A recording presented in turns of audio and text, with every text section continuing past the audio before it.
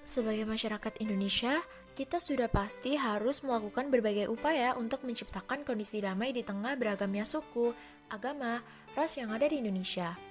Dengan melihat konflik yang terjadi antara suku Dani dan suku Moni, maka perlu dilakukan berbagai upaya untuk mentransformasi culture of war menjadi culture of peace.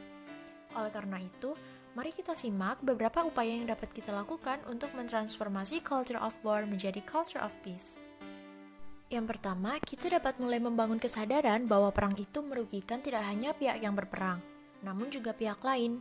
Kesadaran ini dapat dibangun dengan diawali dari pemimpin atau kepala suku, yang mana mereka memiliki pengaruh penting terhadap terlaksananya perang.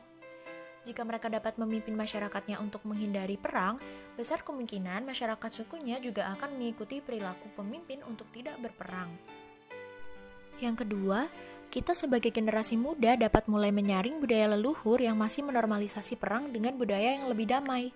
Misalnya, seperti yang terjadi pada masyarakat suku Dani, di mana para pemuda dapat terus melestarikan nyanyian perang yang berjudul Up Water Sick. Namun, di sisi lain tidak melestarikan praktik dari perang itu sendiri. Sehingga penyaringan akan budaya yang perlu dan tidak perlu untuk dilestarikan di sini menjadi hal yang penting.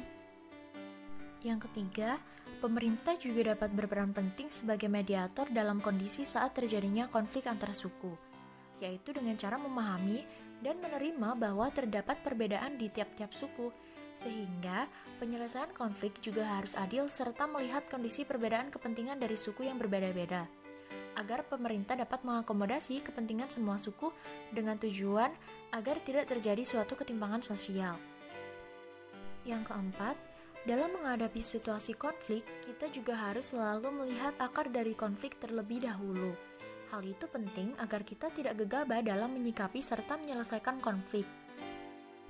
Yang terakhir dan yang paling penting adalah kita harus mulai membangun kesadaran mengenai toleransi akan perbedaan suku, agama, dan ras yang ada di Indonesia. Yang mana toleransi akan keberagaman tersebut merupakan poin paling penting bagi seluruh masyarakat di Papua serta di Indonesia. Dengan sikap toleransi tersebut, maka harapannya perdamaian dapat tercipta di seluruh lingkungan masyarakat Indonesia.